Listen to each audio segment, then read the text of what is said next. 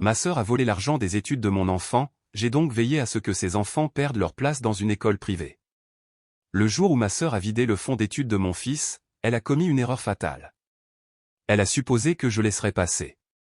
Après tout, j'avais toujours été la discrète, la responsable, la sœur qui réparait les pots cassés au lieu de les causer. Mais Heather avait oublié quelque chose de crucial. Il n'y a rien de plus dangereux qu'une mère qui a été sous-estimée. Pendant que ma famille m'exhortait à maintenir la paix, pendant qu'ils trouvaient des excuses à un vol déguisé en entraide familiale, j'ai fait ce que je savais faire de mieux, je suis resté calme. J'ai pris des notes. J'ai fait des plans. Ils pensaient que mon silence signifiait ma capitulation. Ils avaient tort. Cela signifiait que j'en avais fini de jouer selon leurs règles. Juste avant de continuer, j'aimerais savoir d'où vous nous regardez aujourd'hui. Et si vous appréciez ces histoires, assurez-vous d'être abonné, car l'épisode spécial de demain est un épisode que vous ne voulez absolument pas manquer. Le soleil de fin d'après-midi peignait la cuisine de Calista Monroe d'un ambre chaud alors qu'elle rangeait méticuleusement le dernier relevé bancaire 18 ans d'épargne méticuleuse, chaque chèque d'anniversaire, chaque remboursement d'impôt, chaque heure supplémentaire. Tout cela s'additionnait pour donner exactement ce dont Léo avait besoin pour Cornell. Elle s'autorisa un petit sourire de satisfaction en fermant le dossier, passant ses doigts sur la couverture en cuir gaufré que James lui avait offerte à la naissance de Léo. « Maman, tu ne vas pas pleurer quand je vais lire cette lettre à voix haute, n'est-ce pas ?» la taquina Léo, agitant sa lettre d'acceptation en entrant dans la cuisine. Ses cheveux bruns qui tombaient sur son front rappelaient tant son père à Calista. Calista se mit à rire, levant la main pour lisser les cheveux rebelles de son fils. Sans promesse. Ce n'est pas tous les jours que ton enfant est admis dans le programme d'astronomie de ses rêves. Avec seulement une bourse partielle, lui rappela Léo, son sourire vacillant légèrement. Il posa son sac à dos et prit une pomme dans le bol. C'est pourquoi j'économise depuis le jour de ta naissance, dit fermement Calista en tapotant le dossier. Chaque centime est là, chérie. Concentre-toi simplement sur le télescope que tu veux utiliser en premier. Le visage de Léo s'illumina. Le docteur Martinez a dit que l'observatoire de Palomar a ce nouveau spectrographe qui peut détecter les atmosphères des exoplanètes. Tu imagines ? Je pourrais réellement aider à découvrir des signes de vie sur d'autres mondes. La sonnette interrompit leur moment. Calista jeta un coup d'œil à l'horloge, 18h47. Personne n'était attendu.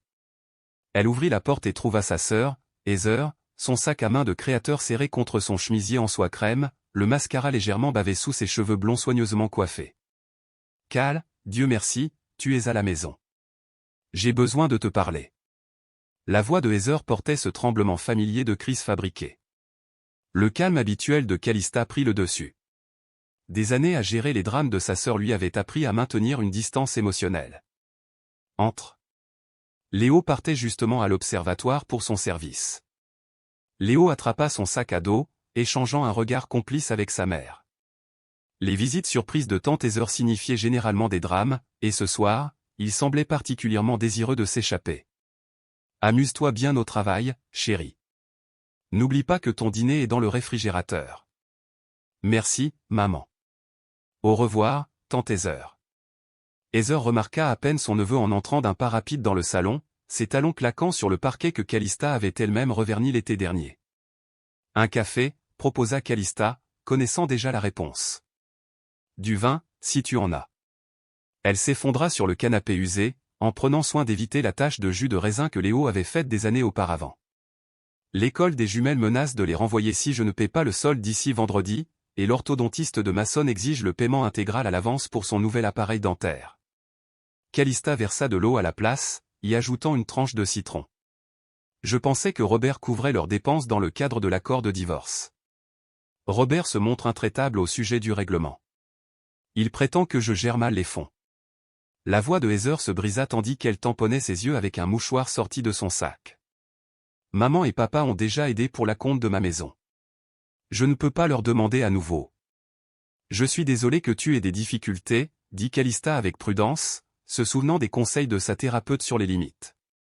La docteure Patel avait été claire, l'empathie n'exigeait pas la complaisance. Les yeux de Heather se posèrent sur le dossier sur le comptoir. Ce sont les affaires de Léo pour l'université ? Oui. Ça doit être agréable. N'avoir qu'un seul enfant dont il faut se soucier. L'amertume dans la voix de Heather aurait pu faire tourner le lait. Tout est tellement plus facile pour toi. Calista ravala sa réponse. Plus facile? Élever Léo seul après la mort de James, cumuler 2 emplois tout en terminant son master, budgétiser soigneusement chaque dollar? Rien de tout cela n'avait été facile. 2 jours plus tard, dans l'imposante demeure coloniale de leurs parents à Westchester, Calista observait Heather séduire l'assemblée comme une politicienne aguerrie. Leur mère, Judith, serrait fièrement le bras de Heather, son bracelet rivière en diamant captant la lumière du lustre. Pouvez-vous y croire?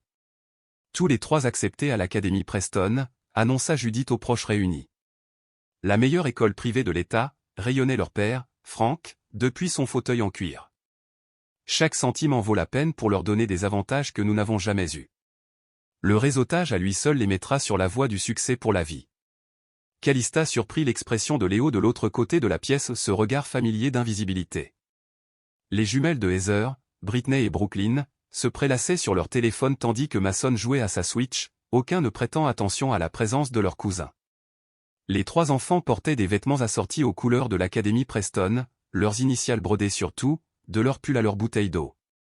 Léo a été accepté à Cornell, mentionna Calista à voix basse, essayant d'introduire sa nouvelle dans la conversation. Oh, c'est bien, ma chérie, dit Judith distraitement, se retournant immédiatement vers Heather. Raconte-leur le programme équestre. Britney est déjà repérée pour l'équipe universitaire, et elle n'est qu'en 4e. L'oncle Richard leva son verre. À la prochaine génération de l'excellence Preston. Léo s'éclipsa dans le jardin, et Calista l'Y retrouva plus tard, assis sur la vieille balançoire sur laquelle ils avaient joué enfant. « Tu veux de la compagnie » demanda-t-elle. Il hocha la tête, lui faisant de la place sur le siège en bois usé. « Tu sais ce qui est drôle » dit Léo en levant les yeux vers les étoiles naissantes. Proxima du Centaure est l'étoile la plus proche de la Terre, mais personne ici ne m'a jamais posé de questions à son sujet. Par contre, Brittany vient de poster qu'elle a un nouveau cheval nommé Cosmic. Ça a suscité 20 minutes de discussion. Je te pose tout le temps des questions sur les étoiles, lui rappela doucement Calista. Toi, tu es différente. Toi, tu écoutes vraiment. Plus tard, alors que Calista aidait à débarrasser la vaisselle, Heather la coinça dans la cuisine.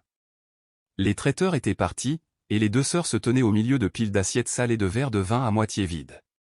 Alors, comment tu as réussi? Le fonds d'études, je veux dire. Ça doit être conséquent pour Cornell.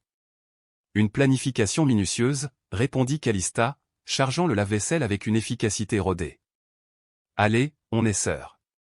Quel est ton secret? Des investissements? Un fonds en fiducie dont nous ignorons l'existence? Heather s'appuya contre le comptoir en marbre, faisant tournoyer son vin.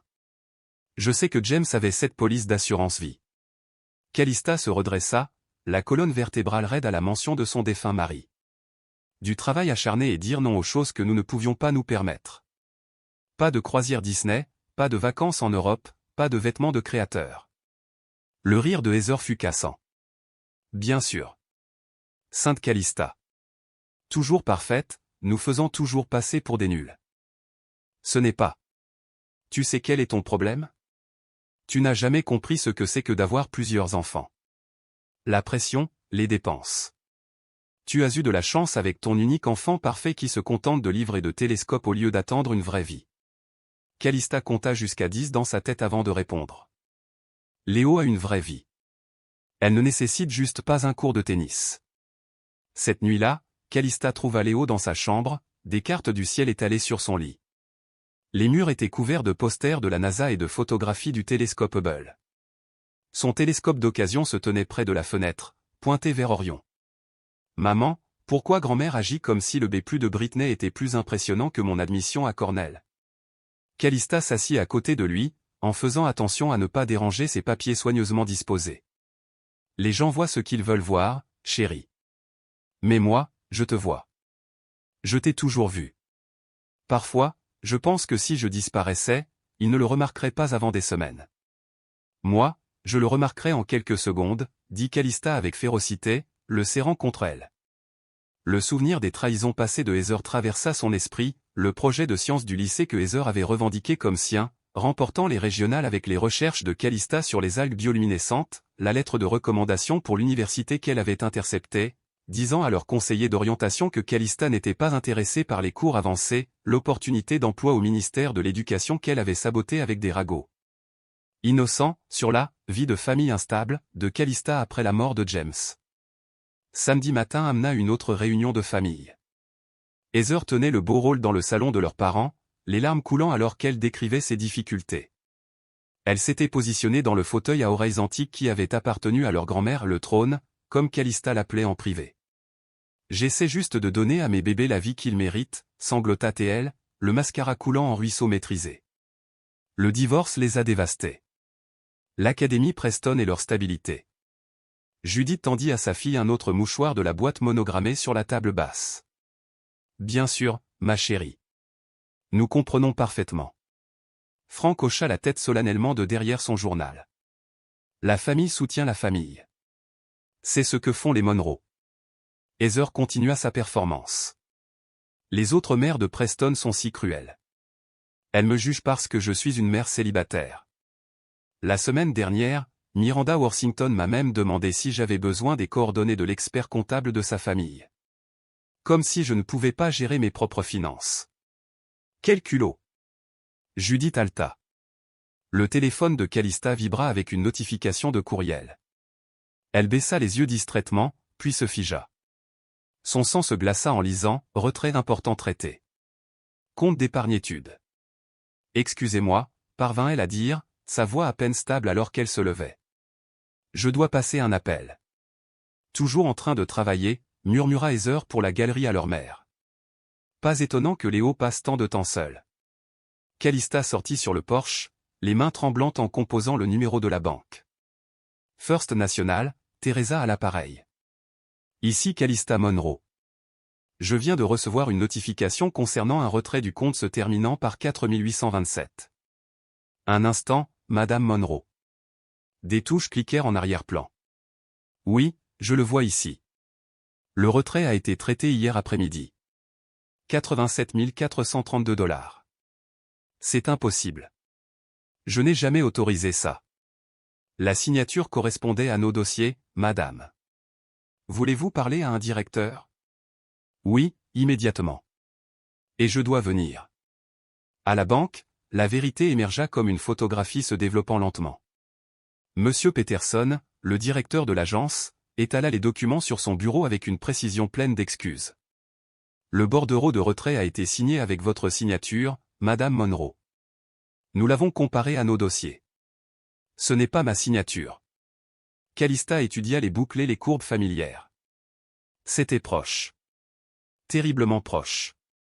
L'accès au compte remonte aux documents de fiducie originaux de la succession de votre grand-mère, expliqua Peterson, affichant plus de dossiers sur son ordinateur. Une autorité de signature conjointe a été établie en 2018. Les pièces du puzzle s'assemblèrent, le décès de leur grand-mère, le règlement de la succession, Heather insistant pour qu'elles utilisent une structure de fiducie conjointe pour des raisons fiscales. Calista était en deuil de James, dépassé par la monoparentalité, faisant confiance à l'expertise financière de sa sœur. Elle a utilisé les anciens documents pour falsifier ma signature, dit Calista d'un ton plat. Peterson s'agita, mal à l'aise. Techniquement, elle avait des droits d'accès issus de la structure de fiducie originale. Les documents sont juridiquement ambigus. Où est passé l'argent? Virement bancaire à l'Académie Preston, paiement des frais de scolarité et autres frais.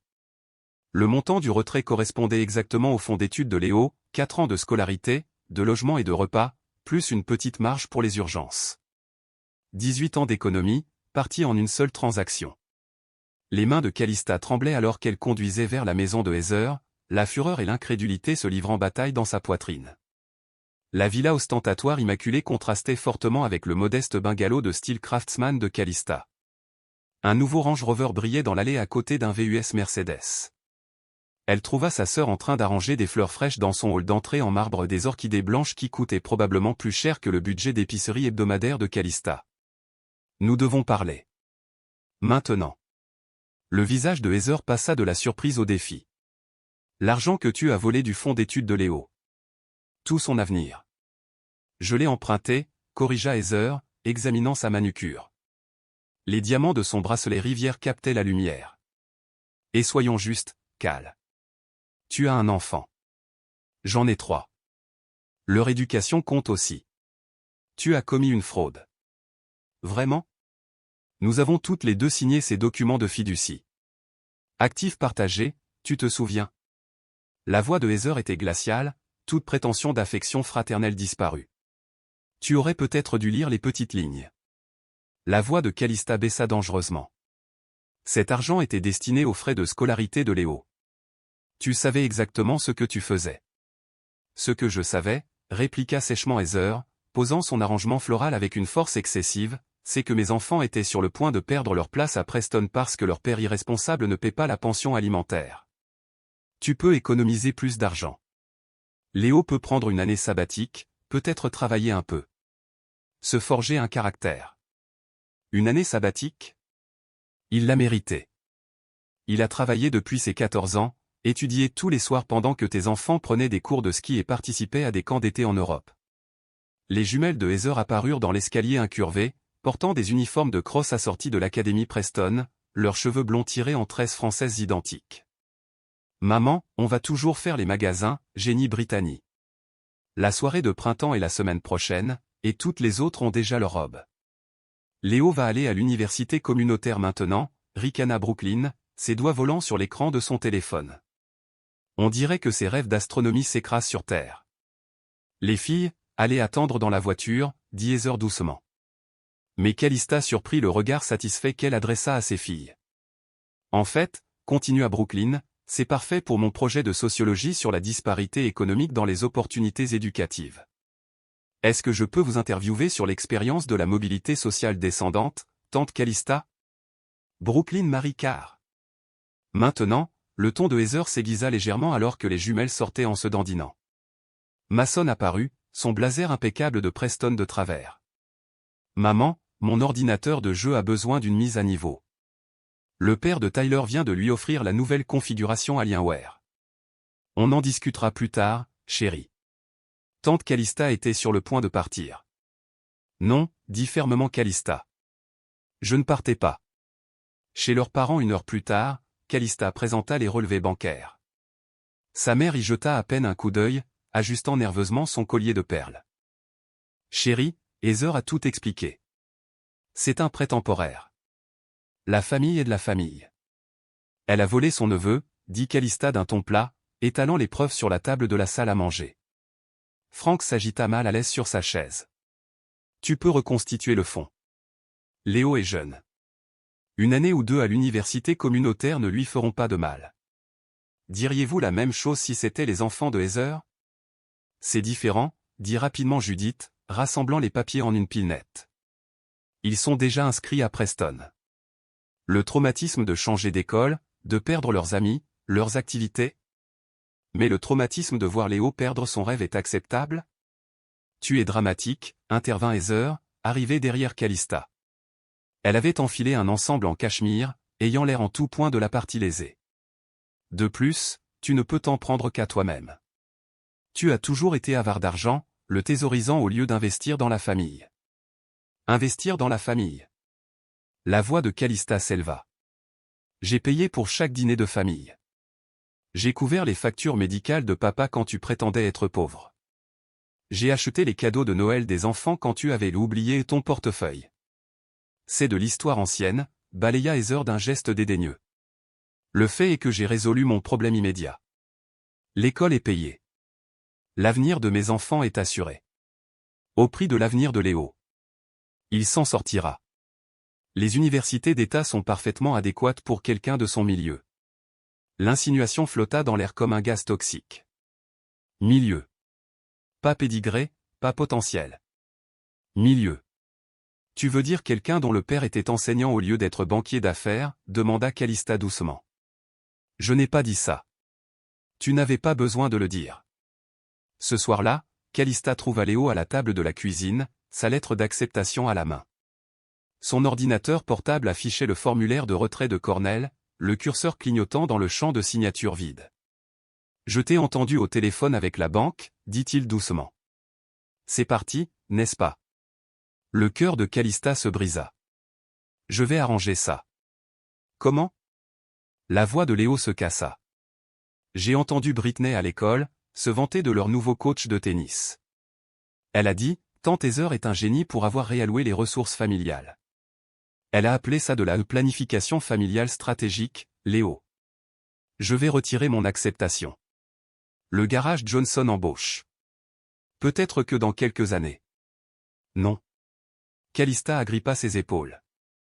Tu as mérité Cornell. Tu iras à Cornell. Je trouverai un moyen. Maman, s'il te plaît, ne pleure pas, Léo essuya sa joue avec sa manche. C'est bon. Vraiment. Je sais que tu as essayé. Son téléphone sonna. Oncle Thomas, le frère de sa mère et un donateur important de son institut de politique éducative. Calista, je t'appelle au sujet du financement de l'institut.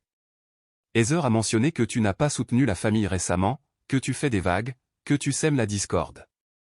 Je dois reconsidérer mon don. Thomas, elle a volé le fonds d'études de mon fils. Ce n'est pas comme ça qu'elle le raconte. Elle dit que tu es égoïste, que tu accumules de l'argent pendant que ses enfants souffrent. Ta mère est très contrariée. La ligne se coupa.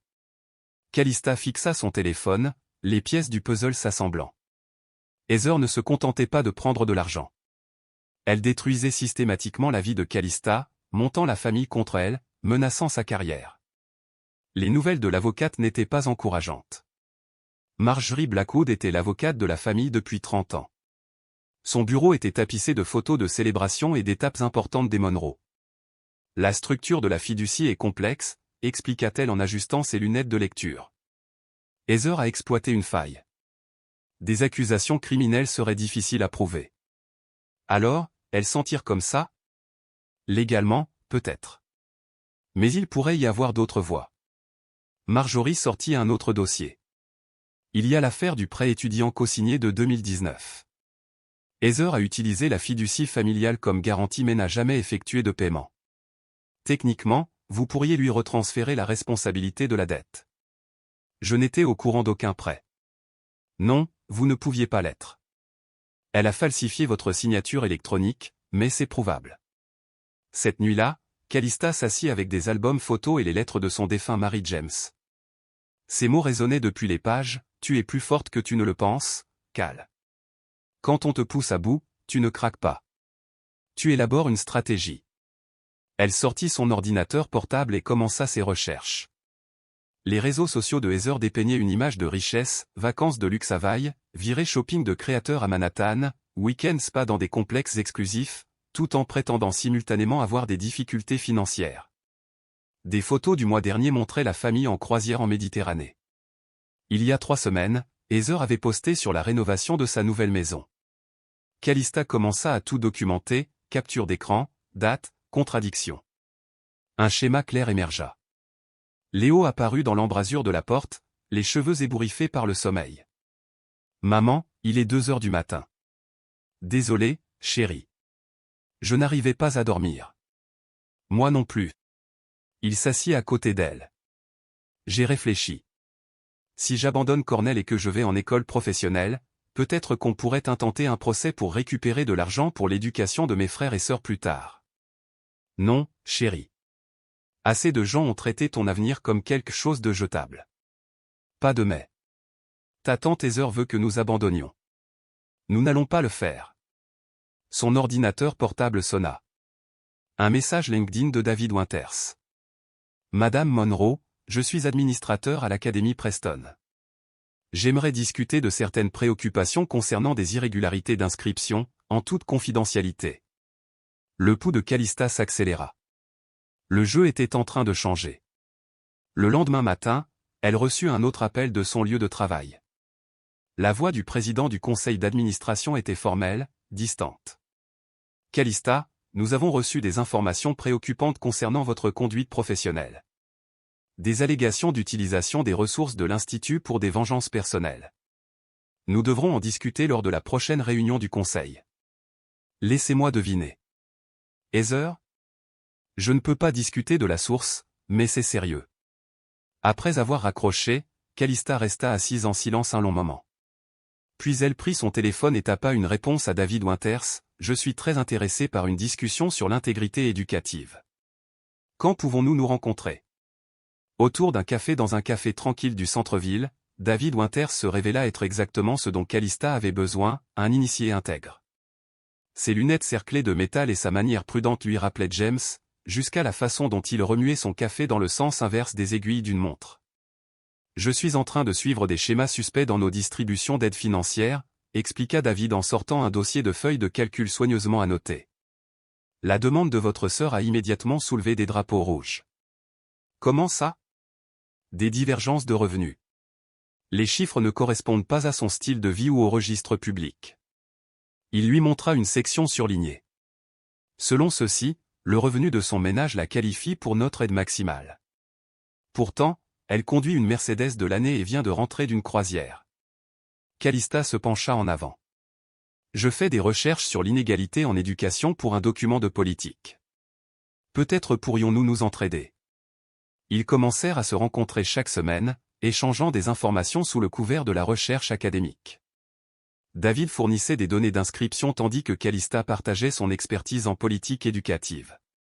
Leurs réunions passèrent des cafés à son bureau, où il pouvait accéder à des fichiers sécurisés. Selon sa demande, le revenu du ménage de votre sœur est à peine au-dessus du seuil de pauvreté, révéla David lors de leur 3e réunion. Pourtant, les registres de propriété montrent qu'elle possède une maison de 1,2 million de dollars. Elle a prétendu qu'elle était locataire, murmura Calista en étudiant les documents. Il y a plus. Les jumelles reçoivent toutes deux des bourses au mérite, mais leurs résultats aux tests standardisés ne répondent pas à nos exigences minimales. Comment est-ce possible? David ajusta ses lunettes. C'est ce que j'essaie de déterminer. Quelqu'un aux admissions a dû approuver l'exception. Calista engagea une détective privée, une ancienne experte comptable judiciaire nommée Sarah Kim, spécialisée dans la fraude financière. Elles se rencontrèrent dans le bureau à domicile de Calista, des papiers étalés sur toutes les surfaces. Votre sœur falsifie des documents depuis des années, rapporta Sarah après 2 semaines d'enquête. Déclaration de revenus, relevés bancaires, même des factures de services publics. Elle reçoit des bourses fondées sur les besoins d'une valeur de plus de 50 000 $ par an. C'est de la fraude. Pure et simple. Elle reçoit également des fonds d'aide d'urgence pour familles en difficulté de 3 organismes de bienfaisance différents. Sarah sortit un autre dossier. La Fondation pour l'éducation de Preston, la Société d'aide familiale de Westchester, et le Fonds pour l'avenir académique des enfants. La même histoire larmoyante à chacun, mère célibataire abandonnée, ex-mari irresponsable, 3 enfants doués risquant de perdre leur éducation. Mais Robert paie une pension alimentaire. J'ai vu les chèques. Qu'elle ne déclare pas. Elle cache également des actifs dans des comptes offshore. La croisière? Payée par une société de conseil enregistrée aux îles Caïmans. Devinez qui en est l'unique actionnaire. Calista documenta tout méticuleusement. Les relevés bancaires montraient que Heather dépensait des milliers de dollars en articles de luxe tout en prétendant être pauvre, 15 000 $ pour une rénovation de cuisine le même mois où elle demandait des fonds d'aide. Les demandes de subvention contenaient des signatures falsifiées et de fausses informations. Même les bourses au mérite des jumelles remontaient à un fonds d'éducation destiné aux étudiants défavorisés. Pendant ce temps, Léo trouvait du réconfort à l'Observatoire Morrison, où la docteure Patricia Chen l'embaucha à temps partiel. Le travail était subalterne: nettoyer le matériel, organiser les fichiers de données, mais il était entouré des étoiles qu'il aimait. Votre fils a un potentiel remarquable, dit Patricia à Calista après le 1er mois de Léo. J'ai parlé à des collègues de Cornell. Ils sont très intéressés par ses recherches sur les étoiles variables. Il a identifié 3 candidats potentiels d'exoplanètes que les astronomes professionnels avaient manqués. Il pourrait ne pas aller à Cornell, admit Calista. Problème financier. Au signe de tête de Calista, Patricia continua, il pourrait y avoir des sources de financement alternatives. Laissez-moi passer quelques appels. De petites victoires les soutenaient tous les deux. La révélation suivante de David fut explosive. Ils étaient assis dans son bureau après les heures de travail, le campus silencieux autour d'eux. Il y a un système d'audit anonyme. N'importe quel membre du conseil d'administration peut déclencher un examen des comptes suspects. Hypothétiquement, dit Calista avec prudence, si quelqu'un demandait un tel audit. Hypothétiquement, cela gèlerait toute l'aide financière en attendant l'enquête. La famille ne serait notifiée qu'après le début du processus d'examen. Et si une fraude est découverte? Expulsion immédiate, poursuite pénale potentielle. Au minimum, il devrait tout rembourser. Grâce aux relations de David, une demande d'audit fut soumise. Codée comme une assurance qualité de routine, elle n'alerterait pas Heather immédiatement. Les rouages se mirent en marche, lentement mais inexorablement. Calista maintenait un sang-froid parfait lors des réunions de famille. Quand Heather se vantait des réussites des jumelles, Calista souriait et hochait la tête. Quand leurs parents louaient l'ingéniosité de Heather, Calista se mordait la langue. Mais elle commença à planter des graines. Heather, n'as-tu pas mentionné que le tuteur de Mason était financé par la subvention Arlington, demanda Calista innocemment lors du dîner du dimanche, en passant les haricots verts. Heather pâlit légèrement. Oui. Pourquoi? Oh, juste par curiosité. Je connais quelqu'un qui l'administre. Le monde est petit. Plus tard, au dessert, elle mentionna nonchalamment, le conseil d'administration de l'Académie Preston met en place de nouveaux systèmes de vérification. David Winters, tu le connais, dit qu'il sévisse contre la fraude aux candidatures. Apparemment, certaines familles ont profité du système. Heather renversa son vin, le liquide rouge s'étalant sur la nappe blanche comme du sang. Comment connaîtrais-tu les politiques internes de Preston, demanda-t-elle, tamponnant frénétiquement la tâche. David et moi collaborons sur une étude sur l'égalité en éducation. Des choses fascinantes sur l'allocation des ressources. Depuis quand connais-tu David Winters? Depuis que j'ai commencé à faire des recherches sur la fraude systémique dans l'éducation privée. Tu serais surprise de voir ce que les gens peuvent faire sans être inquiétés. Au fil des semaines, le comportement de Heather devint de plus en plus erratique. Elle appelait Calista à des heures indues, pêchant des informations. Sur quoi recherches-tu exactement? Demanda-t-elle lors d'un appel à 3 heures du matin. L'inégalité d'accès à l'éducation. Pourquoi? Aucune raison. Juste. La famille devrait soutenir la famille, tu ne penses pas? Perspective intéressante, compte tenu des événements récents. Heather raccrocha. Ses publications sur les réseaux sociaux devinrent défensives, expliquant préventivement ses choix de vie. Les gens ne comprennent pas les difficultés de la maternité célibataire, écrivit-elle. Ce qui ressemble à du luxe est souvent nécessaire pour maintenir la stabilité des enfants pendant une crise. L'attitude des enfants commença aussi à changer. Lors d'une réunion de famille, Brooklyn s'approcha de Léo avec hésitation, jouant avec son téléphone. Léo? Je suis désolé pour ce commentaire sur l'université communautaire. C'était vraiment méchant. Léo haussa les épaules. Ce n'est pas grave. Non, ça l'est. Maman agit bizarrement ces derniers temps, et nous l'avons entendu se disputer avec papa à propos d'argent. Elle n'arrête pas de dire, toi et tante Calista essayez de ruiner nos vies. Brooklyn se mordit la lèvre. Ça ne sonne plus juste. Britney les rejoignit, l'air mal à l'aise. Oui, on a été des idiotes. Maman a toujours dit que vous étiez jaloux de nous, mais ce n'est pas vrai, n'est-ce pas? Les gens croient ce qu'ils veulent croire, dit simplement Léo. Mason apparut ensuite, son assurance habituelle diminuée. Salut, Léo, tu te souviens quand j'ai dit que l'astronomie était pour les intellos? C'était stupide. J'ai vu ta photo dans le journal de l'école, celle sur la découverte de ces trucs d'étoiles. C'est en fait assez cool. Étoile variable, corrigea doucement Léo. Tu veux voir les données? La lettre d'audit arriva chez Heather un mardi matin. Le mercredi, le téléphone de Calista n'arrêtait pas de sonner. Que as-tu fait? Hurla Heather. Ils enquêtent sur tout. Je ne sais pas de quoi tu parles. Ne mens pas. Ils demandent 5 ans de dossier. 5 ans. Ils veulent les déclarations de revenus, les relevés bancaires, tout. Si tu as été honnête dans tes demandes, tu n'as rien à craindre. Le silence s'étira comme un gouffre. C'est toi qui as fait ça, murmura Heather. Tu ne pouvais pas supporter que mes enfants réussissent. Tes enfants sont libres de réussir. Juste pas avec de l'argent volé. Je vais te détruire pour ça. Je vais dire à tout le monde quel genre de personne tu es vraiment. Quel genre, Heather? Le genre qui refuse de te laisser voler l'avenir de son fils? Ce soir-là, Mason apparut à la porte de Calista, ses baskets chères et raflées, son blazer de Preston froissé. Tante Calista, est-ce que je peux parler à Léo? Elle les trouva plus tard dans la chambre de Léo, regardant des cartes du ciel étalées sur le sol. Je t'ai traité d'intello à Noël dernier, disait Mason. Mais ce truc est en fait assez cool. Ce sont, genre, de vraies découvertes. 2 étoiles variables confirmées et 3 candidats potentiels d'exoplanètes, expliqua Léo en montrant l'écran de son ordinateur. Le docteur Chen dit qu'il pourrait en nommer une d'après moi si les données se confirment. C'est incroyable. Je suis désolé d'avoir été un tel crétin. Léo sourit légèrement. Tu veux voir Jupiter à travers mon télescope? En les regardant, Calista sentit un changement. Pas le pardon, mais la possibilité. Les enfants pourraient échapper au schéma de leurs parents après tout.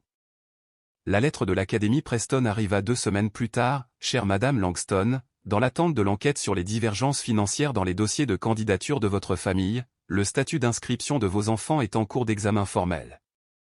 Veuillez fournir toute la documentation demandée dans les 10 jours ouvrables. Le château de cartes de Heather s'effondrait, et la stratégie patiente de Calista fonctionnait parfaitement. Elle enregistra une capture d'écran de la dernière publication de Heather sur les réseaux sociaux, une photo d'elle-même à un gala de charité, un collier de diamants scintillant, avec la légende « Soutenir l'éducation pour tous les enfants ». L'ironie était presque poétique. L'enquête formelle à l'Académie Preston commença comme des dominos tombant au ralenti. D'abord vint la lettre d'avertissement à Heather concernant les incohérences dans les déclarations financières, suivie d'une demande de documentation complète. Le ton de l'Académie était professionnellement neutre, mais les implications étaient dévastatrices. Ils veulent tout, se plaignit Heather à Calista au téléphone. Des relevés bancaires remontant à 5 ans, des déclarations de revenus, des portefeuilles d'investissement. C'est du harcèlement. C'est de la diligence raisonnable, répondit calmement Calista en triant ses propres dossiers. Quelque chose que Preston aurait dû faire au départ. Tu apprécies ça, n'est-ce pas? Regardez mes enfants souffrir. Tes enfants souffrent à cause de tes choix, Heather, pas des miens. 3 jours plus tard, pendant le cours d'algèbre de 3e période, Brittany et Brooklyn furent appelés au bureau de l'administration. Les jumelles retournèrent en classe 40 minutes plus tard, le visage rouge d'humiliation, serrant des lettres pour leurs parents. La convocation de Mason arriva pendant le déjeuner. Ils nous ont sortis comme des criminels, sanglota Brooklyn à sa grand-mère ce soir-là. Tout le monde nous regardait. Quelqu'un a filmé et l'a mis sur Snapchat. Sais-tu à quel point c'est embarrassant? Judith Monroe serra la main de sa petite-fille. C'est la faute de Calista. Elle a toujours été jalouse du succès de ta mère. Mais grand-mère, intervint doucement Mason, j'ai entendu le directeur parler de fraude. Jean, de vrais crimes. Chut, chérie. Tu as mal compris. Le lendemain matin, Heather apparut à la porte de Calista, ses lunettes de soleil de créateur ne parvenant pas à cacher ses yeux rougis. Heureuse maintenant, cracha-t-elle. Mes enfants ont été interrogés comme de vulgaires voleurs. On leur a posé des questions sur leur dossier d'inscription, corrigea Calista. Et d'après ce que j'ai compris, ils ont géré ça avec plus de grâce que leur mère n'en montre maintenant. Comment oses-tu? Comment j'ose quoi? Refuser de te laisser voler l'avenir de mon fils? Défendre ce qui est juste? Il menace d'expulsion. Alors je te suggère de commencer à dire la vérité. La fureur de Heather se mua en manipulation. Cal, s'il te plaît. Nous sommes sœurs. Pense aux enfants. Ils seront détruits s'ils doivent quitter Preston. Ne peux-tu pas parler à ton ami David, faire disparaître tout ça? Comme tu as essayé de faire disparaître les rêves de Léo? La conversation se termina par le départ en trompe de Heather, mais non sans qu'elle ait promis de faire payer à Calista cette rancune. Cet après-midi-là, l'avocate de Calista appela avec des nouvelles attendues. J'ai découvert quelque chose d'intéressant, dit Marjorie. Ce prêt étudiant que Heather a contracté en utilisant la fiducie familiale comme garantie? Elle n'a pas fait un seul paiement en 3 ans. La banque envoyait des avis à une adresse courriel obsolète. Combien doit-elle? Avec les intérêts et les pénalités, environ 125 000 $. Et j'en suis légalement responsable? Actuellement, oui. Mais nous pouvons retransférer cette responsabilité à Heather par le biais des tribunaux. Compte tenu de ses signatures frauduleuses sur les documents originaux, nous avons un dossier solide. Faites-le. Le transfert fut exécuté en quelques jours.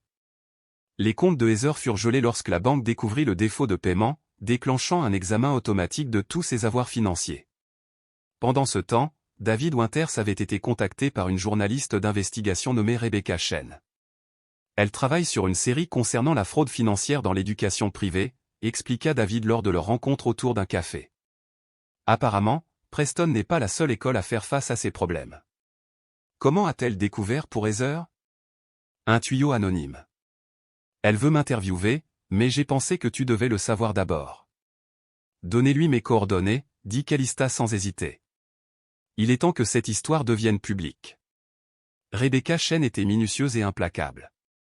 Pendant 2 semaines, elle interrogea des administrateurs, examina des documents et reconstitua le schéma des tromperies de Heather. L'article, lorsqu'il parut dans le Metropolitan Tribune, fut dévastateur, exclusif, comment une mère a fraudé une académie d'élite et volé sa famille pour financer un style de vie somptueux. L'histoire détaillait tout, les dossiers falsifiés, le fonds d'études volé, les comptes offshore, la fraude aux œuvres de charité. La photo de Heather accompagnait l'article, une capture d'écran de son Instagram la montrant à un gala de charité, une coupe de champagne à la main, portant des bijoux valant plus que le revenu annuel de nombreuses familles. C'est la même femme, notait l'article, qui a déclaré un revenu annuel du ménage de 32 000 $ pour se qualifier pour des bourses fondées sur les besoins. La réaction de la communauté fut rapide et brutale. La page Facebook de l'Académie Preston explosa de commentaires de parents indignés. Les œuvres de charité que Heather avait fraudées publièrent des déclarations. Le bureau du procureur de district annonça qu'il examinait la situation pour d'éventuelles poursuites pénales. Les enfants de Heather subirent le plus gros des retombées sociales. Britney fut retirée de l'équipe de tennis universitaire. Les amis de Brooklyn cessèrent de l'inviter à des rassemblements. Mason déjeunait seul. « Maman, dit Léo un soir, levant les yeux de ses devoirs, j'ai vu Mason aujourd'hui à la bibliothèque. Il avait l'air vraiment contrarié. Est-ce que ça va si je veux dire, ça ne te dérangerait pas si je lui parlais? Bien sûr que non, chérie. Sois juste prudent. Je sais que ce n'est pas de sa faute, dit Léo. Rien de tout ça n'est la faute des enfants. Quand leurs parents tentèrent de négocier la paix, Calista fut ferme. Je vous rencontrerai, dit-elle à sa mère. Mais mes limites ne sont pas négociables. La réunion de famille fut tendue. Judith et Frank Monroe étaient assis sur leur canapé antique comme des juges à un tribunal. Heather était recroquevillée dans le fauteuil à oreilles, bien loin de sa posture théâtrale habituelle. C'est allé trop loin, commença Frank. La publicité nuit à toute la famille. La vérité blesse parfois, répondit Calista. Calista, ma chérie, plaida Judith. Ne peux-tu pas demander à cette journaliste de retirer l'article? Pour le bien des enfants? Les enfants qui se sont moqués de mon fils? Qui ont étalé leurs privilèges tout en sachant qu'ils étaient bâtis sur le vol? Ce ne sont que des enfants, intervint faiblement Heather. Léo aussi. Mais apparemment, ses rêves étaient sacrifiables. Que veux-tu? Demanda Frank. Des excuses? De l'argent? Que faudra-t-il pour mettre fin à tout ça? Calista se leva. Je veux la justice. Je veux que le fonds d'études de Léo soit restitué. Je veux que la vérité soit reconnue. Et je veux des garanties que cela ne se reproduira plus jamais. Tu déchires cette famille, accusa Judith. Non, maman. Heather l'a déchirée quand elle a choisi de voler son neveu. Je refuse simplement de faire semblant plus longtemps. Elle se tourna pour partir, puis s'arrêta. Encore une chose. Le pardon ne signifie pas la restauration. Même si je pardonne un jour à Heather et c'est un grand si les choses ne reviendront jamais comme avant. La confiance, une fois brisée, laisse des cicatrices. Tu es si froide, murmura Heather. Non, dit Calista. J'en ai juste fini d'être ta victime. Les lettres d'expulsion arrivèrent un mardi. 3 enveloppes assorties, le blason de l'Académie Preston gaufré sur du papier coûteux, chacune contenant le même verdict, en raison d'une fausse déclaration substantielle dans les dossiers de candidature et de la violation des normes éthiques de notre institution, nous avons le regret de vous informer que l'inscription de votre enfant est par l'après. Entre résiliés. Avec effet immédiat. Britney et Brooklyn sanglotaient dans leur chambre tandis que Mason restait assis en silence, fixant son installation de jeu. Le même après-midi, le réseau de ragots des écoles privées s'assura que chaque famille de leur cercle social soit au courant de la disgrâce des enfants Langston. Quand Heather découvrit l'exil de ses enfants, elle tenta de les utiliser comme des armes contre Calista. Votre tante a ruiné vos vies, leur dit-elle au dîner. Tout ce pourquoi vous avez travaillé, disparu, parce qu'elle ne supportait pas de vous voir réussir. Mais les adolescents avaient fait leurs propres recherches. Brooklyn avait lu l'article du Tribune 3 fois. Mason avait trouvé les documents du tribunal en ligne. Britney avait entendu sa mère crier sur des avocats à propos de « cette sœur qui se mêle de tout ». « Maman, dit doucement Brooklyn, as-tu vraiment volé l'argent des études de Léo ? Je l'ai emprunté. La famille partage ses ressources. Ce n'est pas ce que dit l'article. Il dit que tu as falsifié des signatures. Vous allez croire un journaliste plutôt que votre propre mère ?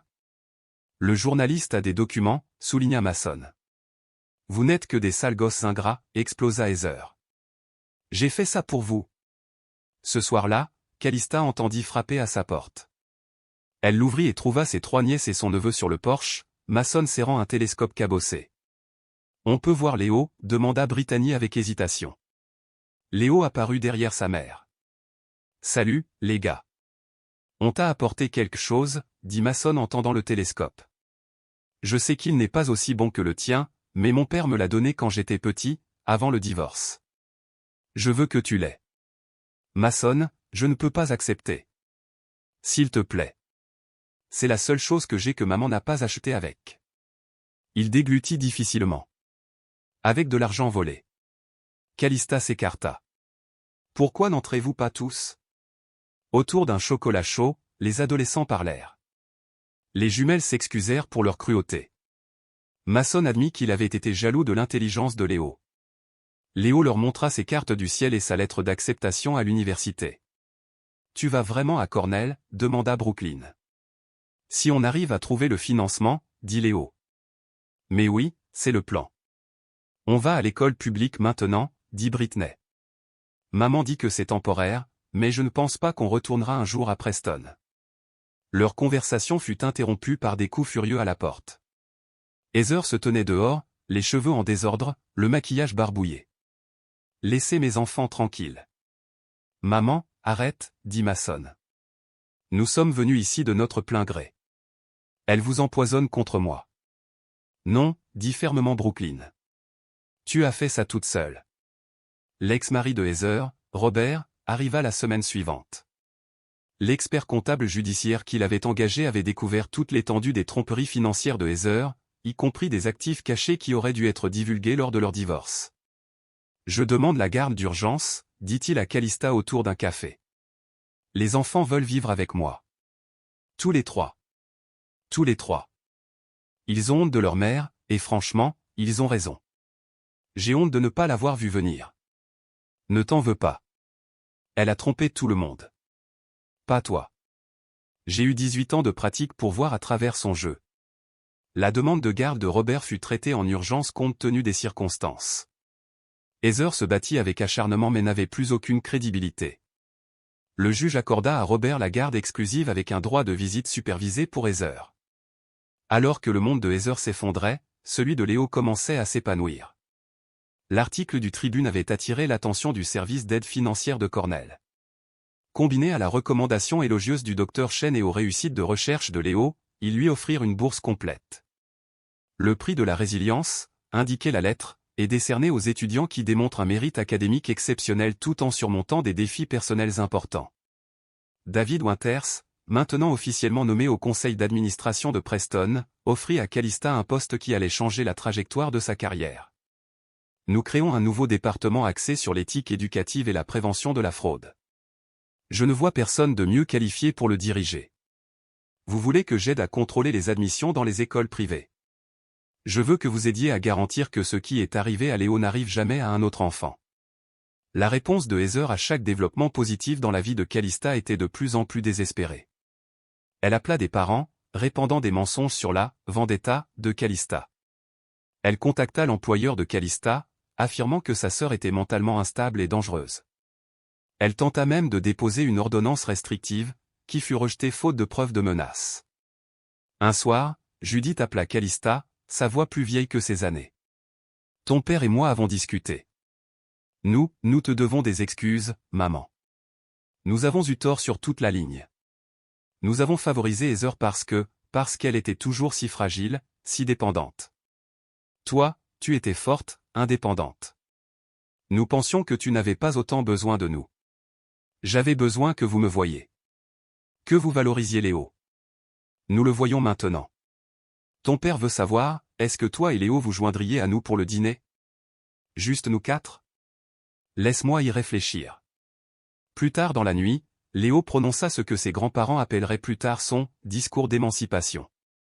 Debout dans leur salon, l'adolescent tranquille qu'ils avaient ignoré pendant des années capta l'attention. Vous voulez savoir pourquoi maman s'est battue si fort pour mon avenir? Parce qu'elle savait que personne d'entre vous ne le ferait.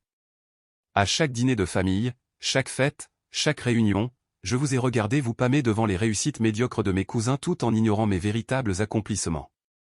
Vous avez donné à tante Heather des chances infinies, un soutien infini, un pardon infini.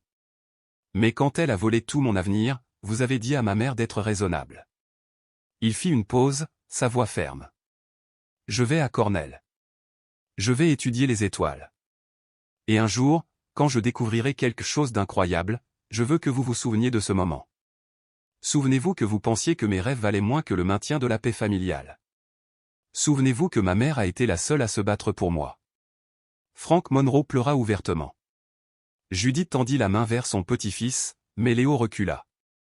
Je vous pardonnerai un jour, dit-il. Mais comme dit maman, le pardon ne signifie pas que les choses redeviennent comme avant. Vous devez mériter le droit d'être fier de moi. Le matin où Léo partit pour Cornell, le soleil doux peignait tout en or.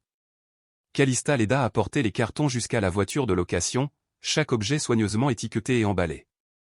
Le télescope, son original pas le cadeau de Mason, serait expédié séparément. Tu as ton affectation de logement, demanda-t-elle pour la 3e fois. Oui, maman. Dixon Hall, chambre 314. Et ton plan de repas? Tout est prêt. Maman, respire. On gère. Ils roulèrent 6 heures vers le nord, le paysage passant de la banlieue tentaculaire à des collines ondulantes parsemées de fermes laitières.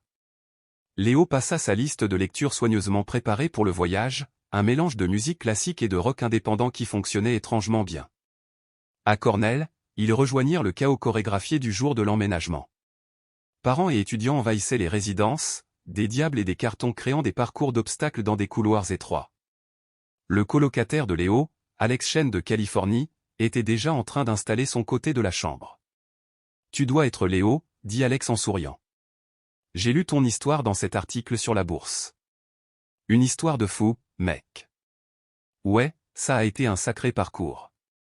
Calista aida à ranger les affaires de Léo, puis se tint dans l'embrasure de la porte, mémorisant chaque détail de ce moment. Je suis fière de toi, dit-elle simplement. Je t'aime, maman. Merci pour tout. Le trajet de retour sembla à la fois interminable et trop court.